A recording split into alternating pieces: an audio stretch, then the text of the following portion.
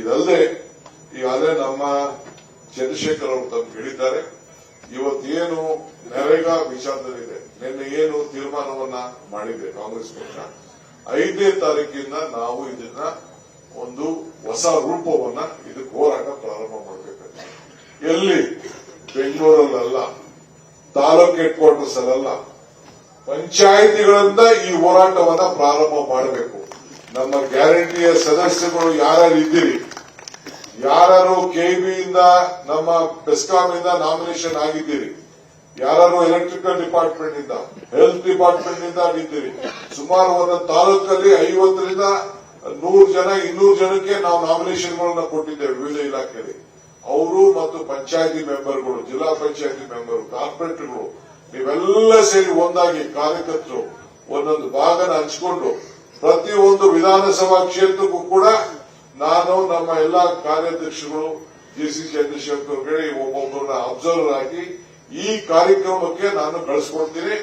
ನೀವೆಲ್ಲ ಕೂಡ ಒಂದು ಇದೇನು ಇವತ್ತು ನರೇಗಾ ವಿಚಾರ ಇದೆ, ಏನು ನಮ್ಮ ಗ್ಯಾರಂಟಿಗಳನ್ನ ತಲುಪಿಸಲಿಕ್ಕೆ ಮತ್ತು ಏನು ನಮ್ಮ ಕಾರ್ಯಕ್ರಮ ತಲುಪಿಸಲಿಕ್ಕಿದೆ, ಒಂದು ಹೊಸ ತಾಲೂಕು ಮಟ್ಟದಲ್ಲಿ, ಒಂದು ಪಂಚಾಯತಿ ಮಟ್ಟದಲ್ಲಿ ನಮ್ಮ ಗ್ಯಾರಂಟಿಗಳ ಸಮಾವೇಶವನ್ನ ಒಂದು ಕಾರ್ಯಕ್ರಮವನ್ನು ಮಾಡಬೇಕು.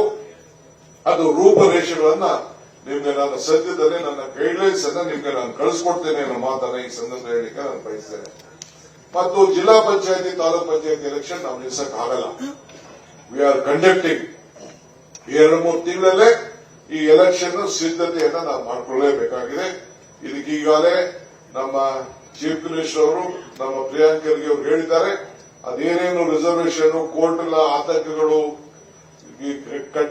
ಕಾನೂನು ಚೌಕಟ್ಟುಗಳು ಏನು ಸಮಸ್ಯೆ ಇದೆ ಅದನ್ನೆಲ್ಲ ಬಗೆಹರಿಸಿ 2 ತಿಂಗಳಲ್ಲೇ ಎಲೆಕ್ಷನ್ ಮಾಡಕ್ಕೆ ಸಿದ್ಧತೆ ಮಾಡಿಕೊಳ್ಬೇಕು ಅಂತೇಳಿ ಮಾರ್ಗದರ್ಶನ ಕೊಟ್ಟಿದ್ದಾರೆ. ಮತ್ತು ಜಿಬಿ ಎಲೆಕ್ಷನ್ ಕೂಡ ನಾನು ಈಗಾಗಲೇ ಸಿದ್ಧತೆಯನ್ನ ನಾನು ಮಾಡಿಕೊಂಡಿದ್ದೇನೆ. ಕೆಲವರು ಏನಪ್ಪಾ, ನಾನು ರಿಸರ್ವೇಷನ್ ಆಗ್ಲಿ ಅಲ್ಲಿಗಂಟ ನಾನು ಅರ್ಜಿ ತಗೊಳ್ಳೋದು ಬೇಡ ಅಂತ ಇರ್ಬೋದು. ನೀವು ಅರ್ಜಿ ತೆಗೆದುಕೊಂಡು ನೀವು ತಯಾರಾಗಿ ನೀವು ಬೂತ್ ಮಟ್ಟದಲ್ಲಿ ನೀವು ಕೆಲಸ ಮಾಡಿಲ್ಲ ಅಂದ್ರೆ ನೀವು ಎಷ್ಟೇ ದೊಡ್ಡ ನಾಯಕರಾಗ್ಲಿ ಈ ಡಿ.ಕೆ. ಶಿವಕುಮಾರ್ ನಿಮ್ಮನ್ನ ಗುರ್ಸೋದಿಲ್ಲ. ಯಾರ್ಯಾರು ಪಂಚಾಯತಿ ಮಟ್ಟದಲ್ಲಿ, ಬೂತ್ ಮಟ್ಟದಲ್ಲಿ ಈಗಾಗಲೇ ಅಪ್ಲಿಕೇಶನ್ ಫಾರಂ ಇವತ್ತಿಂದನೇ ರಿಲೀಸ್ ಮಾಡ್ತಾ ಇದ್ದೀನಿ, ಕೊಡ್ತಾ ಇದ್ದೀನಿ. ಜನರಲ್ ಅವರು ಯಾವುದೇ ಕ್ಯಾಟಗರಿ ಇಟ್ಕೊಳ್ಳಿ, ಯಾವ ಕ್ಯಾಟಗರಿ ನಾವು ನೋಡ್ತೀವಿ, ಯಾರ್ಯಾರು ಅರ್ಜಿ ಹಾಕೊಂಡಿದ್ದಾರೆ, ಯಾರ್ಯಾರು ಅದಕ್ಕೆ ಹಾರಿದ್ದಾರೆ ಅನ್ನೋದು ನಾವು ತೀರ್ಮಾನ ಮಾಡ್ತೇವೆ. ಈಗಾಗಲೇ ನಮ್ಮ ಪಾರ್ಟಿಗೆ ಅರ್ಜಿಯನ್ನ 15ನೇ ತಾರೀಕು ಒಳಗಡೆ, 1ನೇ ತಾರೀಕಿಂದ 15ನೇ ತಾರೀಕು ಇವತ್ತಿಂದಲೇ ರಿಸೀವ್ ಮಾಡ್ಕೊಡ್ತೀನಿ. ಜನರಲ್ ಅವರು 50,000 ರೂಪಾಯಿ ಕೊಡಬೇಕು, SC ST ಅವರು 25,000 ರೂಪಾಯಿ ಬಿಲ್ಡಿಂಗ್ ಫಂಡ್, ಅಪ್ಲಿಕೇಶನ್ ಅಲ್ಲ, ಬಿಲ್ಡಿಂಗ್ ಫಂಡ್ಗೆ. ಈ ಬಿಲ್ಡಿಂಗ್ ಕಟ್ಟಬೇಕಲ್ಲ, 60 ಕೋಟಿ ರೂಪಾಯಿ ಇಲ್ಲಾಗ್ತದೆ. ಸಿಟಿ ಆಫೀಸ್ 20 ಕೋಟಿ ರೂಪಾಯಿ ಆಗ್ತದೆ, 80 ಕೋಟಿ ರೂಪಾಯಿ. ಎಲ್ಲಾ ತಾಲೂಕಲ್ಲೂ ಬಿಲ್ಡಿಂಗ್ ಕಟ್ತಾರೆ. ಕೆಪಿಸಿಸಿ ಏನೋ ಒಂದು ದುಡ್ಡು ಕೊಡ್ಬೇಕಲ್ಲ, ಯಾರು ಕೊಡ್ತಾರೆ? ಅದಕ್ಕೆ ಬಿಲ್ಡಿಂಗ್ ಫಂಡ್ಗೆ 50,000. MLA 2 ಲಕ್ಷ ವಸೂಲು ಮಾಡಿದೆ ನಾನು. 20 ಕೋಟಿ ಬಂತು. 20 ಕೋಟಿ ಇದಕ್ಕೆಲ್ಲ ಅಡ್ವರ್ಟೈಸ್ಮೆಂಟ್, ಎಲೆಕ್ಷನ್ ಎಲ್ಲ ಫೀಸ್ ಎಲ್ಲ ಕಟ್ಟಬೇಕಾದಂತ ಒಂದು ಅವಕಾಶ ಇತ್ತು. ಹಂಗೆ 50,000 ರೂಪಾಯಿ ಯಾರು ಕಾರ್ಪೊರೇಟರ್ ಆಗಬೇಕು ಅಂತ ಇದ್ದೀರಿ, 50,000 ರೂಪಾಯಿ ಡಿಡಿ ತೆಗೆದುಕೊಂಡು ಅರ್ಜಿನ ನೀವು ಕೊಡಬೇಕು.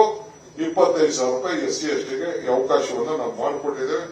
ಈ ಕೆಲಸ ನೀವು ಮಾಡಬೇಕು ಅಂತ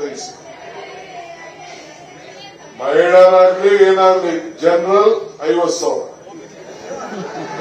ಎಲ್ಲ ಇಲ್ಲ. SC STಗೆ 25,000. ಇಲ್ಲ ನೀವು ಅರ್ಜಿನೇ ಹಾಕ್ಬಿಟ್ಟಿರಿ. ಯಾರು ನಾನು ಗೊತ್ತಿದೆ ಎಲೆಕ್ಷನ್ ಎಷ್ಟು ಖರ್ಚಾಯ್ತಾ ಇದ್ದೀನಿ. ಒಂದು ಮಹಿಳೆಗೆ ಎಷ್ಟು ಕೊಡ್ತಾ ಇದ್ದೀವಿ ನಾವು ತಿಂಗಳಿಗೆ? 2,000 ಫ್ರೀ ಬಸ್ಸು, ಫ್ರೀ ಕರೆಂಟು. ಅವೆಲ್ಲ ಆಗಲ್ಲಮ್ಮ. ನಿಮ್ ಜನ ಕೇಳ, ನೀವು ಯಾರು ಅರ್ಜಿನೇ ಹಾಕ್ಬಿಡಿ, ಬಿಡಿ. ಅರ್ಜಿ ಹಾಕೋ ಜನ ಕರೀತಾರೆ. I will not change my stand. ಒಂದು ಎಲೆಕ್ಷನ್ಗೆ ಎಷ್ಟು ಖರ್ಚಾಯ್ತು ಅಂತ ನನಗೆ ಗೊತ್ತಿದೆ. ಅದು ಇದು ಯಾರಿಗಿಲ್ಲ ರೀ, ಎಲ್ಲರೂ ಒಂದೇ. ಏನ್ OBC, ನಾನು OBC ಗೊತ್ತಾ ನಿಮ್ಗೆ? ಮಕ್ಕಳವರೆಲ್ಲ OBC ಗೊತ್ತಾ ನಿಮ್ಗೆ? ಏನ್ OBC ಅಂತ? ಲಿಂಗಾಯತರು OBC, ಬ್ರಾಹ್ಮಣರು ಆದಾಯ ಇದ್ದವರು OBC. ಸುಮ್ಮನೆ ಇರಲಿ, ಅವೆಲ್ಲ ಇಲ್ಲ.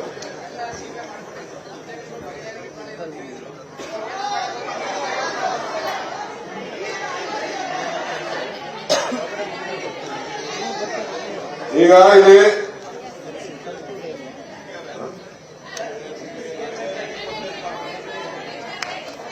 ಏನೋ ಸಿಎಂ ನಿಮ್ ಬಗ್ಗೆ ಅನುಕಂಪ ತೋರಿಸ್ತಾ ಇದ್ದಾರೆ.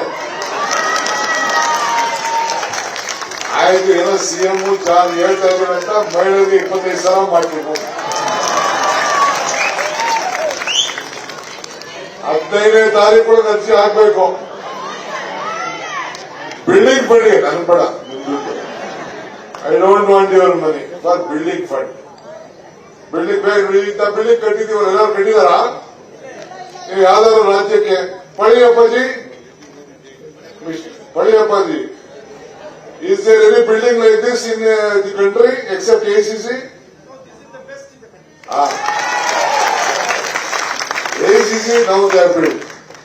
ನಾನು ಹೋಗಿದ್ದೆ, ನಮ್ಮೂರೇ ಇಲ್ಲಿಂದ ಬೆಂಗಳೂರು ಹೋಗಿ ಎಲ್ಲ ಅಕಸ್ಟಿಕ್ಕೆಲ್ಲ ಮಾಡಿದಾರಲ್ಲ, ಅಲ್ಲೂ ಒಂದ್ ಚೆನ್ನಾಗಿ ಕಟ್ಟಿದ್ದಾರೆ, ಈಗ ರೀಸೆಂಟ್ ಆಗಿ ಕಟ್ಟಿದ್ದಾರೆ.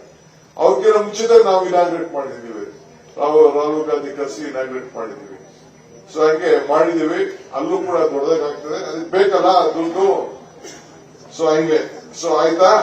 ಆಮೇಲೆ ಸ್ಟೂಡೆಂಟ್ ಎಲೆಕ್ಷನ್ಗೆ ಒಂದು ಕಮಿಟಿ ಫಾರ್ಮ್ ಮಾಡಿದೀನಿ, ಯಾವ ರೀತಿ ಮಾಡಬೇಕು ಅಂತ. ಹೊಸ ನಾಯಕರುಗಳನ್ನ ಕಾಲೇಜಲ್ಲಿ ತಯಾರು ಮಾಡಬೇಕು.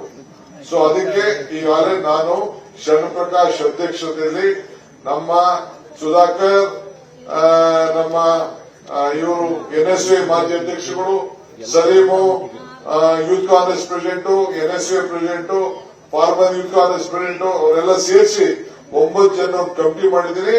ಒಂದ್ ತಿಂಗಳಲ್ಲಿ ಯಾವ ರೀತಿ ಮಾಡಬೇಕು ಅಂತ ಹೇಳಿ ಪುಟ್ಟಣ್ಣ ಎಲ್ಲ ಸೇರಿಸಿ ಒಂದು ಕಮಿಟಿ ಮಾಡಿದ್ದೀನಿ.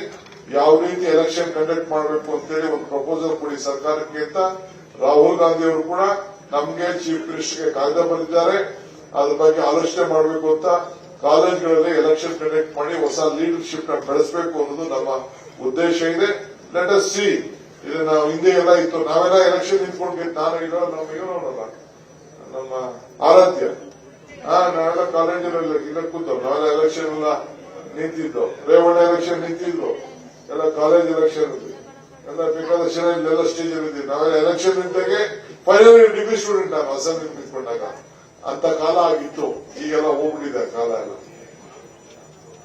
6 ಮಂದಿ ಜನ ಆಯ್ತು, ನನಗೆ ಸೀನಿಯರ್ ಏನು, 1 ವರ್ಷ ಸೀನಿಯರ್ ಕಾಲೇಜಲ್ಲಿ. 6 ಮಂದಿ ಜನ ಆಯ್ತು, ಎಲ್ಲ ದೊಡ್ಡ ಪಾಂಡೆ ಇಟ್ಕೊಂಡು ತಿರ್ತಿದ್ದಲ್ವ, ಈಗೆಲ್ಲ ಇಲ್ಲ, ಈಗ ಅವೆಲ್ಲ ನಿಂತೋಯ್ತು ಈಗೆಲ್ಲ.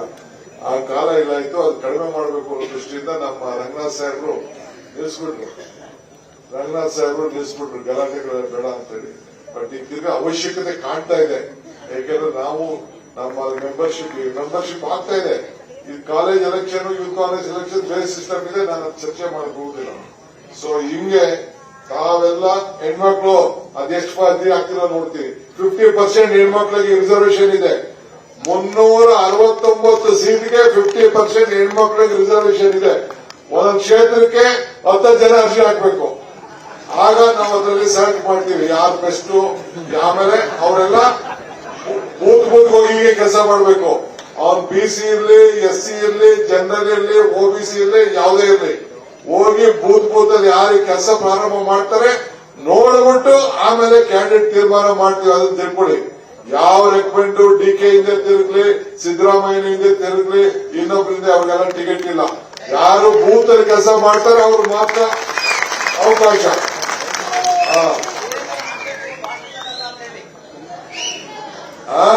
ಅಷ್ಟು ಮಾಡಬೇಕು, ಆಗ್ಬೋದಲ್ಲ. ಸೊ ಮತ್ತೊಮ್ಮೆ ಕಾಂಗ್ರೆಸ್ ಸಂಸ್ಥಾನ ದಿನ ನಿಮ್ಗೆಲ್ಲ ಒಳ್ಳೇದಾಗ್ಲಿ. 5 ವಿಚಾರ ತಿಳಿಸಿದೀನಿ, 5 ವಿಚಾರಕ್ಕೂ ಕೂಡ ನೀವೆಲ್ಲ ಸಜ್ಜಾಗಬೇಕು. ಎಲ್ಲರಿಗೂ ನಮಸ್ಕಾರ. ಜೈ ಹಿಂದ್, ಜೈ ಕಾಂಗ್ರೆಸ್. ನಿರ್ಭೀತ, ನಿಷ್ಪಕ್ಷಪಾತ, ವಿಶ್ವಾಸಾರ್ಹ ಸುದ್ದಿಗಳಿಗೆ ಮತ್ತೊಂದು ಹೆಸರಾಗಿರುವಂತ News18 ಕನ್ನಡ ಈಗ ಆಪ್ನಲ್ಲೂ ಲಭ್ಯವಿದೆ. ದಯವಿಟ್ಟು ಇಲ್ಲಿರುವಂತ QR ಕೋಡ್ ಸ್ಕ್ಯಾನ್ ಮಾಡಿಕೊಂಡು ಆಪ್ ಡೌನ್ಲೋಡ್ ಮಾಡೋದಕ್ಕೆ ಮರಿಬೇಡಿ. ನಿಮ್ಮ ಬೆಂಬಲ ಹೀಗೆ ಸದಾ ನಮ್ಮೊಂದಿಗಿರಲಿ. ಧನ್ಯವಾದ.